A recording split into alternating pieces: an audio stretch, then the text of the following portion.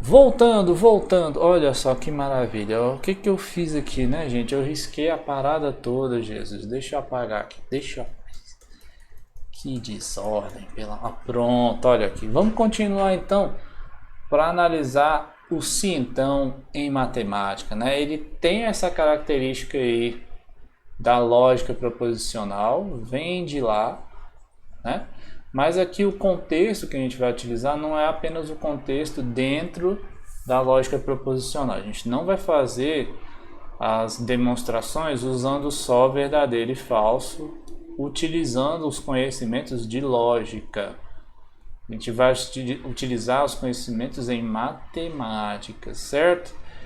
Então, vamos fazer uma análise aqui do que representa o se então neste contexto. Não é só a tabela verdade, né? A gente já sabe que este símbolo aqui ele não tem essa relação de causalidade, né? Ou seja, não tem isso daqui. Se você falar que A se então B, se A acontece, então B acontece. Não é isso, né? Quando a gente está aqui em matemática, no nosso contexto de matemática discreta, quando você vê um se então, você vai pensar nesse contexto de ser uma implicação, né? Você lembra o que era uma implicação? Você lembra a definição do que era? Não? Não? Lembra? Lembra? Lembra não? Poxa vida. Então, o que é uma implicação? A implicação é o seguinte: sempre que o A é verdadeiro, o B também vai ser verdadeiro, certo? Então, a gente define a implicação lá na lógica proposicional falando isso. Sempre que a proposição A for verdadeira, a proposição B também for verdadeira, então esse sim, então ele é uma implicação. Então, na lógica, a gente utiliza esse símbolo aqui para dizer que é uma implicação, né? A setinha com duas barrinhas. Então a gente diz assim, né? Quando você vê isso aqui, você vai dizer assim: se o A acontece, então B acontece, né? Então se A acontece, então B também acontece, né? Estou chamando de acontece porque às vezes o X é menor que 3, e aí fica mais ou menos nessa ideia, tá bom? Então deixa eu pintar aqui de outra cor, né, para trazer então se esse aqui acontece, então esse outro aqui também acontece, beleza? Então a gente vai procurar isso no sentido de implicação. Deixa eu ver se eu consigo mostrar isso com tabela verdade, né, para não ficar tão grande. Deixa eu ver se eu tenho um exemplo aqui. Sim, tem uns exemplos aqui que eu deixei, né? Então vamos analisar aqui, ó. Do sim então em matemática, né? Eu tenho isso daqui, ó. Se o x é maior que 4, então x é maior que 0. Certo? Essa daqui é uma afirmação que tem esse sentido de implicação, né? Então, se esse daqui é verdade, obrigatoriamente esse aqui também é verdade. Certo? E isso dá essa sensação de causalidade, né? Ou seja, a causa desse daqui ser maior que 0 é porque o x é maior que 4, né? Então, se a gente for analisar essa afirmação aqui, então x é maior que 0, isso daqui é o que a gente chama de hipótese, né? E essa aqui é o que a gente chama de conclusão para essas afirmações do tipo sim, então.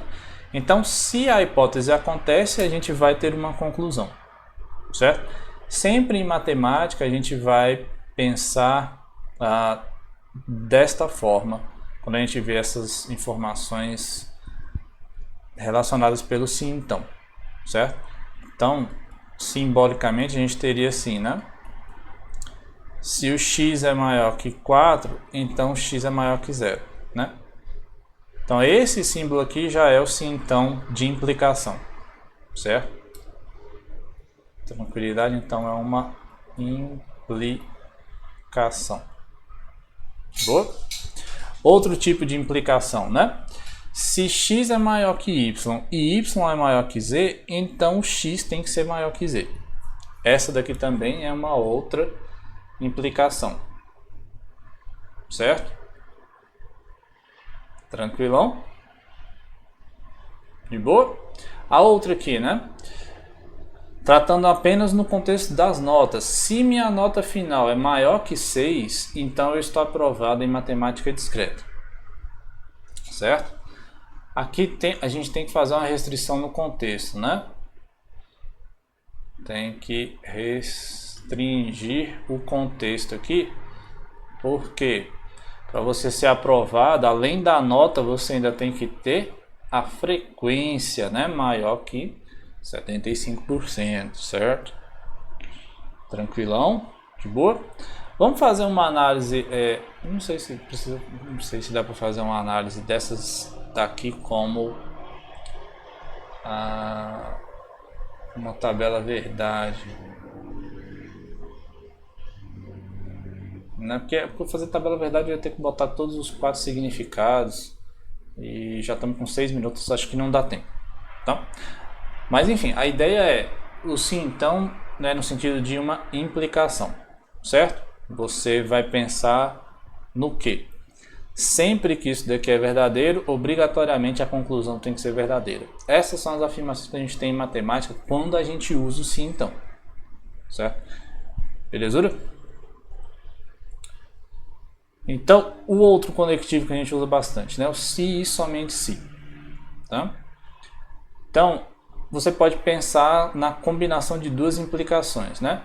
Essa afirmação A se e somente se B é equivalente a se então B, né? O A implica B e o B implica A. O A é implicado por B, né? E aí, como é um se então, né, nesse sentido aqui, né, você tem dois sentidos, né? Sempre lembra que são dois sentidos aqui. Então você vai ter aqui, né, esse sentido indo e um sentido voltando. Então, no sentido indo, era o que? Toda vez que isso daqui é verdadeiro, esse daqui vai ser verdadeiro, para você ter uma implicação, certo? E no outro sentido, é toda vez que esse aqui é verdadeiro, esse aqui também tem que ser verdadeiro. Aí tá aqui, ou seja, toda vez que A é verdadeiro, o B também é, e vice-versa, certo? Então a gente tem, ó, né? Se A é verdadeiro, deixa eu trocar aqui de novo. Opa! Então, o nosso querido B é verdadeiro, né? E no outro sentido, que é a mesma coisa, deixa eu copiar para andar mais rápido aqui, ó. Opa, tecnologia. Pronto, olha que maravilha. Traz para baixo aqui, rapaz. Você pinta de outra cor, né? Então, ó, se o A é verdadeiro, o B é verdadeiro. E aqui deixa eu inverter, né? Se o B é verdadeiro, então o A é verdadeiro, certo? Aí você tem uma conjunção entre essas duas coisas, né?